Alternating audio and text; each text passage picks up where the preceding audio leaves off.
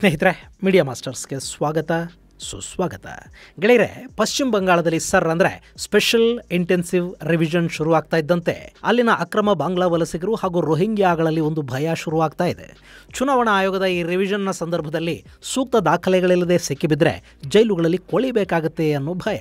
ಹೀಗಾಗಿ ಅಲ್ಲಿನ ಸಾಕಷ್ಟು ಅಕ್ರಮ ವಲಸಿಗರು ಗಡಿಗಳ ಕಡೆಗೆ ಓಡ್ತಾ ಇದ್ದಾರೆ. ಮೊನ್ನೆ ಅಲ್ಲಿನ ನಾರ್ತ್ 24 ಪರಗಣ ಜಿಲ್ಲೆಯ ಗಡಿಯಲ್ಲಿ ಬಾಂಗ್ಲಾದೇಶಕ್ಕೆ ಪಲಾಯನ ಮಾಡೋದಕ್ಕೆ ಸಿದ್ಧರಾಗಿದ್ದ 300 ಮಂದಿ ಅಕ್ರಮ ವಲಸಿಗರನ್ನು BSF ಬಂಧಿಸಿದೆ. ಹಾಗೆ ಭಾರತ ಬಾಂಗ್ಲಾ ಸಾಗರದ ಗಡಿಯಲ್ಲಿ ಅಕ್ರಮವಾಗಿ ಮೀನುಗಾರಿಕೆಯನ್ನು ಮಾಡ್ತಾ ಇದ್ದ 3 ಹಡಗುಗಳನ್ನು ಕೋಸ್ಟ್ ಗಾರ್ಡ್ಸ್ ವಶಕ್ಕೆ ತಗೊಂಡಿದ್ದಾರೆ. ಅದರಲ್ಲಿ 79 ಮಂದಿ ಬಾಂಗ್ಲಾದೇಶದ ಮೀನುಗಾರರನ್ನು ಬಂಧಿಸಲಾಗಿದೆ. ಹಾಗಾದರೆ ಬಾಂಗ್ಲಾದೇಶದ ಗಡಿಯಲ್ಲಿ ಏನಾಗ್ತಾ ಇದೆ?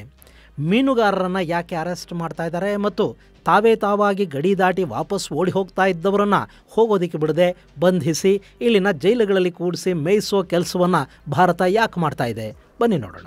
ಸ್ನೇಹಿತರೆ, ನಿಮ್ಮಲ್ಲಿ ಸಾಕಷ್ಟು ಜನ ಯೂಟ್ಯೂಬ್ ಚಾನಲ್ಗಳನ್ನು ಮಾಡಿರ್ತೀರಿ, ಮಾಡಬೇಕು ಅಂತ ಅಂದ್ಕೊಂಡಿರ್ತೀರಿ. ಆದರೆ ಅವುಗಳನ್ನು ಹೇಗೆ ಮುಂದುವರಿಸಬೇಕು ಅನ್ನೋ ಚಿಂತೆಯಲ್ಲಿರ್ತೀರಿ. ನಿಮಗಾಗಿನೇ ನಾವು ಒಂದು ಯೂಟ್ಯೂಬ್ ತರಬೇತಿ ಕಾರ್ಯಕ್ರಮವನ್ನು ಆಯೋಜಿಸ್ತಾ ಇದ್ದೀವಿ. ಅದರಲ್ಲಿ script writing, voice, camera, channel optimisation, monetisation ಹಾಗೆ ಆರ್ಟಿಫಿಷಿಯಲ್ ಇಂಟೆಲಿಜೆನ್ಸ್, ಸೆಕ್ಯೂರಿಟಿ ಹೀಗೆ ನಾನಾ ವಿಷಯಗಳನ್ನು ನೀವು ಕಲಿಯೋದಕ್ಕೆ ಸಾಧ್ಯ ಆಗುತ್ತೆ. ನಿಮಗಾಗಿನೇ ಇದೇ ನವೆಂಬರ್ 21, 22, 23ನೇ ತಾರೀಕು ತರಬೇತಿ ಕಾರ್ಯಕ್ರಮವನ್ನು ಆಯೋಜಿಸ್ತಾ ಇದ್ದೀವಿ. ಹೆಚ್ಚಿನ ಮಾಹಿತಿಗಾಗಿ 9972379459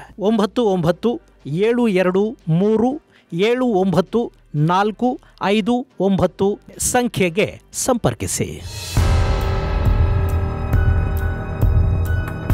ಗೆಳೆಯರೆ, ಪಶ್ಚಿಮ ಬಂಗಾಳದಲ್ಲಿ ಬಗ್ಗೆ ಶುರುವಾಗಿರೋ ಭಯ ಹೇಗಿದೆ ಅನ್ನೋದನ್ನ ಹೇಳೋ ಮೊದಲು ನಿಮಗೆ ಬಾಂಗ್ಲಾದ ಅಕ್ರಮ ಮೀನುಗಾರರ ಬಗ್ಗೆ ಹೇಳ್ಬಿಡ್ತೀನಿ. ಮೊನ್ನೆ ಭಾರತ ಬಾಂಗ್ಲಾ ಜಲಗಡಿಯಲ್ಲಿ ನಮ್ಮ ಕೋಸ್ಟ್ ಗಾರ್ಡ್ಸ್ ಗಸ್ತು ತಿರುಗ್ತಾ ಇದ್ರು.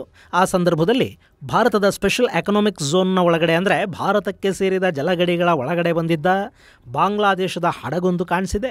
ಅದನ್ನು ಸುತ್ತುವರಿದ ಕೋಸ್ಟ್ ಗಾರ್ಡ್ಸ್ ಆ ಹಡಗಿನ ದಾಖಲೆಗಳನ್ನು ಕೇಳಿದ್ದಾರೆ. ಅಲ್ಲಿ ಮೀನುಗಾರಿಕೆ ಮಾಡೋದಕ್ಕೆ ಅನುಮತಿ ಇದೆಯಾ ಅನ್ನೋದನ್ನು ಪರಿಶೀಲಿಸಿದ್ದಾರೆ. ಆಗಲೇ ಅದು ಬಾಂಗ್ಲಾದೇಶದ ಅಮೀನಾ ಹೆಸರಿನ ದೋಣಿ ಅನ್ನೋದು ಗೊತ್ತಾಗಿದೆ. ಸಾಮಾನ್ಯವಾಗಿ ಇಂಥ ದೋಣಿಗಳಲ್ಲಿ ಬರೀ ಮೀನುಗಾರಿಕೆ ಮಾತ್ರ ಅಲ್ಲ, ಡ್ರಗ್ಸ್, ಆಯುಧಗಳ ಸ್ಮಗ್ಲಿಂಗ್, ಅಕ್ರಮ ವಲಸಿಗರನ್ನು ಭಾರತದ ಗಡಿಗೆ ಕರ್ಕೊಂಡು ಬರೋದು ಅಂದರೆ ಹ್ಯೂಮನ್ ಟ್ರಾಫಿಕಿಂಗ್ ಮುಂತಾದ ಚಟುವಟಿಕೆಗಳು ಕೂಡ ಸರಾಗವಾಗಿ ನಡೆಯುತ್ತವೆ. ಹೀಗಾಗಿ ಆ ಹಡಗನ್ನು ಸಂಪೂರ್ಣವಾಗಿ ತಪಾಸಣೆ ಮಾಡಲಾಗಿದೆ.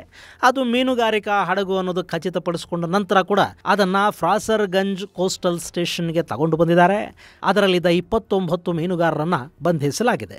ಅದಾದ ಮರುದಿನ ಅಂದರೆ ಭಾನುವಾರ ಮತ್ತೆ ಭಾರತದ ಜಲಗಡಿಯನ್ನು ದಾಟಿ ಬಂದ ಮತ್ತೊಂದು ಬಾಂಗ್ಲಾ ಹಡಗು FB ಮೇಯರ್ ದೋವಾ ಅನ್ನೋದನ್ನು ಕೂಡ ಕೋಸ್ಟ್ ಗಾರ್ಡ್ಸ್ ವಶಕ್ಕೆ ತಗೊಂಡಿದ್ದಾರೆ. ಅದರಲ್ಲಿ 26 ಮಂದಿ ಮೀನುಗಾರರು ಸಿಕ್ಕಿಬಿದ್ದಿದ್ದಾರೆ.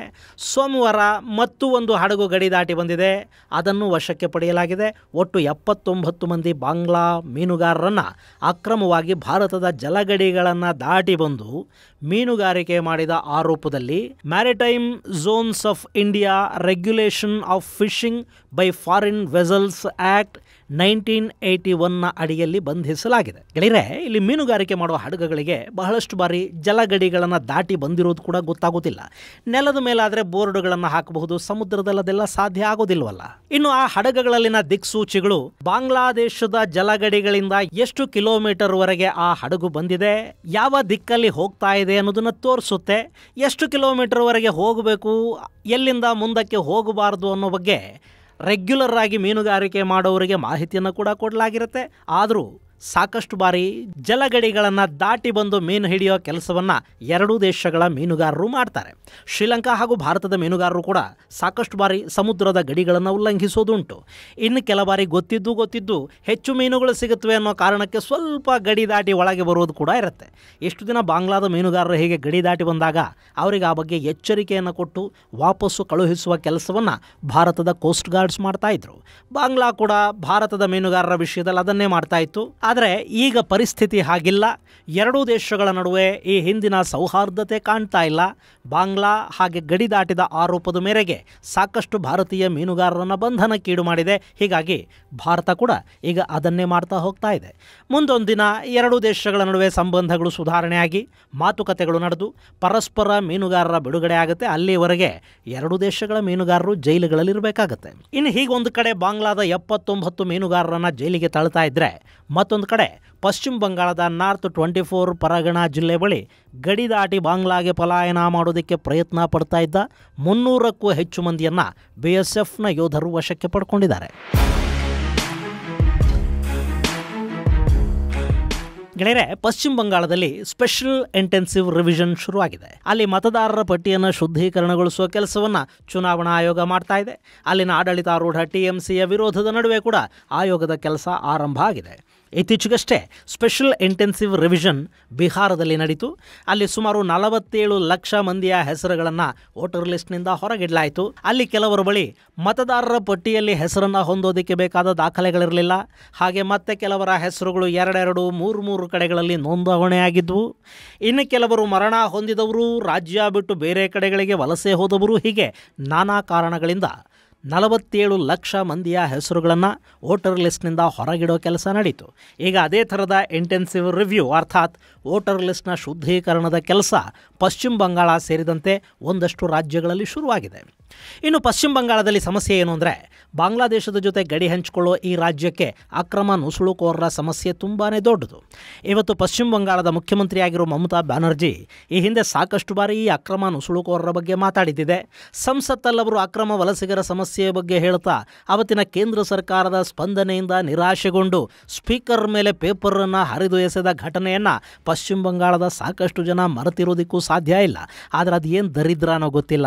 ಅದೇ ಮಮತಾ ಬ್ಯಾನರ್ಜಿ ಪಶ್ಚಿಮ ಬಂಗಾಳದ ಮುಖ್ಯಮಂತ್ರಿ ಆದ ನಂತರ ಅಕ್ರಮ ವಲಸಿಗರನ್ನು ಹೊರಹಾಕೋ ಕಾರ್ಯಾಚರಣೆಯನ್ನು citizenship amendment act CAA, national register of citizens ಮುಂತಾದವುಗಳನ್ನು ವಿರೋಧಿಸ್ತಾ ಬರ್ತಾ ಇದ್ದಾರೆ.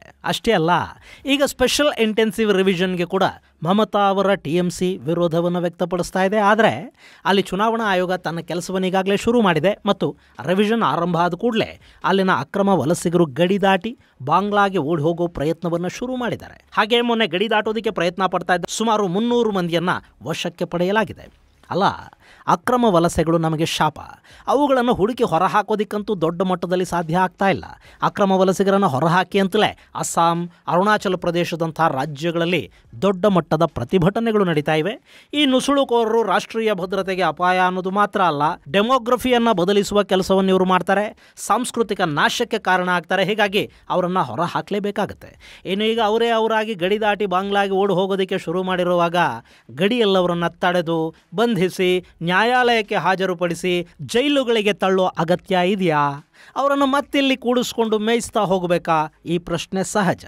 ಗೆಳೆಯರೆ, ಅಮೆರಿಕಾದಂಥ ದೇಶಗಳಲ್ಲಿ ಅಕ್ರಮವಾಗಿ ದೇಶದ ಒಳಗೆ ಪ್ರವೇಶ ಮಾಡೋದು ಅಪರಾಧ. ಆದರೆ ಭಾರತದ ಕಾನೂನುಗಳ ಪ್ರಕಾರ ದೇಶದ ಒಳಗೆ ಬರೋದಷ್ಟೇ ಅಲ್ಲ, ಹಾಗೆ ಬಂದ ನಂತರ ಅಕ್ರಮವಾಗಿ ಹೊರ ಹೋಗೋದು ಕೂಡ ಅಪರಾಧನೇ. ನಮ್ಮಲ್ಲಿನ ಫಾರಿನರ್ಸ್ ಆ್ಯಕ್ಟ್ ಪ್ರಕಾರ ಇಂಥ ಅಕ್ರಮ ವಲಸಿಗರ ವಿರುದ್ಧ ಪ್ರಕರಣಗಳನ್ನು ದಾಖಲು ಮಾಡಬೇಕಾಗಿ ಬರುತ್ತೆ. ಇನ್ನು ಇಲ್ಲಿ ಹೀಗೆ ಅಕ್ರಮವಾಗಿ ನುಸುಳಿ ಬಂದವರು ಹಾಗೆ ಯಾರಿಗೂ ಗೊತ್ತಾಗದ ಹಾಗೆ ಗಡಿ ದಾಟಿ ಹೋಗಿಬಿಟ್ರೆ ಮತ್ತೆ ಅವರು ಈ ಹಿಂದಿನ ಹಾಗೆ ವಾಪಸ್ಸು ಬರ್ತಾರೆ. ಹಾಗಾಗಬಾರ್ದು. ಅಂದರೆ ಅವರಲ್ಲೊಂದು ಭಯ ಹುಟ್ಟೋ ಹಾಗಾಗಬೇಕು.